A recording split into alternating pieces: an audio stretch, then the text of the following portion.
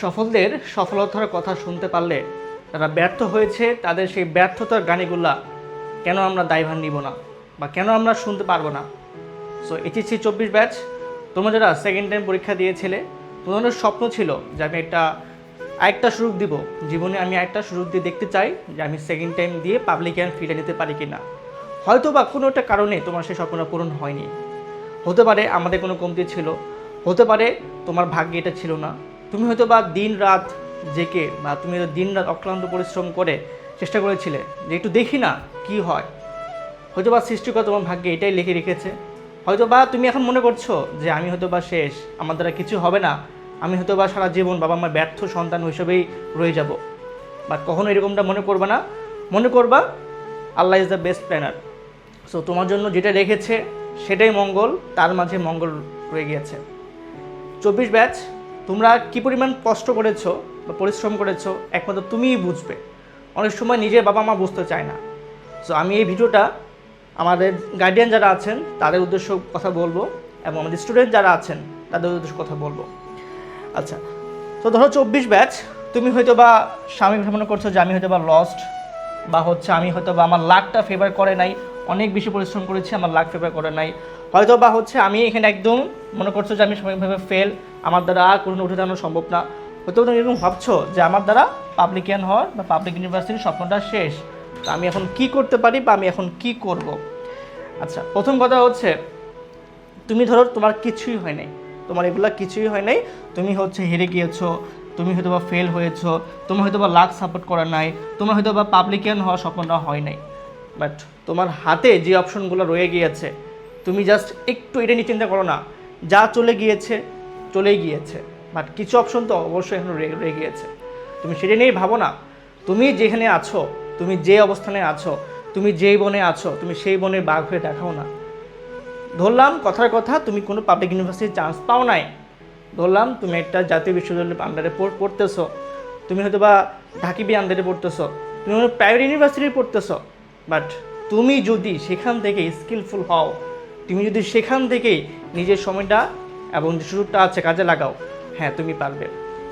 আমি যেটা real example দিচ্ছি, আমার নিজের দুজন টিচার যাদের কাছে হচ্ছে আমি আমার স্কুল লাইফ পড়েছিলাম, তাদের মধ্যে একজন এমন ছিল, সে একটা পাবলিক ইউনিভার্সিটি এবং বাংলাদেশের 1 নম্বর ইউনিভার্সিটি এখন ধরি আমরা, ঢাকা ইউনিভার্সিটি ধরি আমরা না, সেখান থেকে সে পড়াশোনা করেছে, অনার্স মাস্টার্স করেছে, তার স্টিল জব হয় নাই।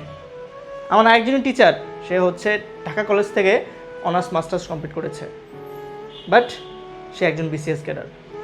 তো সমাজের মানদণ্ডে আমরা কিন্তু হচ্ছে এই পাবলিক ইউনিভার্সিটিকে এগিয়ে রাখি, মনে করি যে তার লাইফটা শাইন। বাট তার হয়তো কোনো একটা ভুল হয়েছে ইউনিভার্সিটি লাইফে, কোনো একটা ভুল স্টেপ হয়েছে, বা তার সময়টাকে সে কাজে লাগায় নেই, এই জন্য হয়তো বা সে আমাদের সাময়িকভাবে ব্যর্থতা মনে করছি।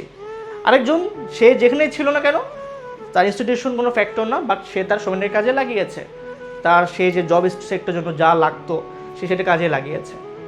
সো স্টুডেন্ট তোমরা যারা আছো, একটা কথাই বলবো, তোমাদের হাতে এখন অনেক সুযোগ আছে। তুমি চাইলে আইএলটিএস করতে পারো, তোমার জন্য নেক্সট জেনারেশনের জন্য যে স্কিলগুলো লাগবে, তোর রিলেটেড যে জিনিসগুলো আছে, কম্পিউটার স্কিল আছে, তুমি কমিউনিকেশন স্কিল বাড়াও না, তুমি কাজগুলো শিখো না, তুমি চাইলে ফ্রিল্যান্সিং করতে পারো। সো এই কাজগুলো করো। আর তোমার অবশ্যই লেখাপড়ার গুরুত্ব আছে, তুমি যা পড়েছো কখনো তুমি সেক্ষেত্রে নষ্ট হবে না, বিফলে যাবে না। গার্ডিয়ান যারা আছেন, হতে পারে যে আপনার সন্তান সাময়িকভাবে ব্যর্থ হয়েছে, হয়তোবা আপনার কোনো বন্ধু বান্ধবী বা অন্য যে কোনো পাড়া প্রতিবেশী কোনো সন্তান সে চান্স পেয়েছে, হয়তোবা তার লাক ফেভার করেছে, আপনার সন্তানের লাক হয়তোবা এখন ফেভার করে না, তার মানে তো এই না যে সারা জীবন সে হচ্ছে ব্যর্থ হতে হতে থাকবে। তো আপনারা যারা আছেন, হয়তোবা একটু খারাপ লাগবে, স্বাভাবিক, কারণ আপনারা পরিশ্রম করেছেন, আপনাদের রাত জায়গা অনেক অনেক অনেক টাকা পয়সা শ্রম আছে, তারও কিন্তু সময়টা ছিল, তারও কিন্তু হচ্ছে কষ্ট ছিল। তো আপনারা তাদের পাশে থাকেন, তাদের এই খারাপ সময়ে আপনারা ছেড়ে যায় না, কারণ বাবা মা যদি হচ্ছে তাদেরকে ছেড়ে যায়, তাহলে এই সন্তানের জন্য কিন্তু হচ্ছে আর কিছু বাকি থাকে না। তো আপনারা তাদের জন্য একটু সাপোর্টে থাকেন, তাদেরকে তারা ফ্রেন্ড সার্কেল বা কেউ ছেড়ে গেল কি না গেল এটা দেখবেন না। জাস্ট আমাদের একটা প্ল্যাটফর্ম থেকে, আমরা এডুকেশন প্ল্যাটফর্ম থেকে, শিক্ষা মন্ডলী থেকে জাস্ট রিকোয়েস্ট করছি, আপনাদের সন্তানদের পাশে থাকেন, তাদেরকে বোঝার ট্রাই করেন তারা আসলে কী চায়, চাপিয়ে দিন না। আর স্টুডেন্ট যারা আছো, হ্যাঁ তোমরা চেষ্টা করতে থাকো, তোমাদের এই পরিশ্রমটা, এই জিনিসটা শেষ অবধি রয়ে যেতে হবে। কখনো ভাববা না যে হচ্ছে আমি এখানে ব্যর্থ হয়েছি বলে আমি আর কখনো উঠে যেতে পারবো না। তুমি যেখানে থাকো সেখান থেকে নিজের সেরাটা দাও। তুমি তোমার সেরা ভাষণটা একদিন দেখতে পারবাই ইনশাল্লাহ। জাস্ট নিজের উপরে কনফিডেন্স রাখতে হবে, নিজের উপর আত্মবিশ্বাস রাখতে হবে ইনশাল্লাহ। আল্লাহ ইজ দ্য বেস্ট প্ল্যানার। ভালো কিছু অবশ্যই হবে। তোমাদের যে কোনো সার্বিক সহযোগিতা, যে কোনো ধরনের গাইডলাইনে এডুকেশন পরিবার সবসময় আছে। তো এসএসসি 24 ব্যাচ। আল্লাহ হাফেজ, আসসালামু আলাইকুম। কোনো রাগ জেদ কষ্ট রাখবে না ভাইদের প্রতি। বিদায় নিচ্ছি, আসসালামু আলাইকুম।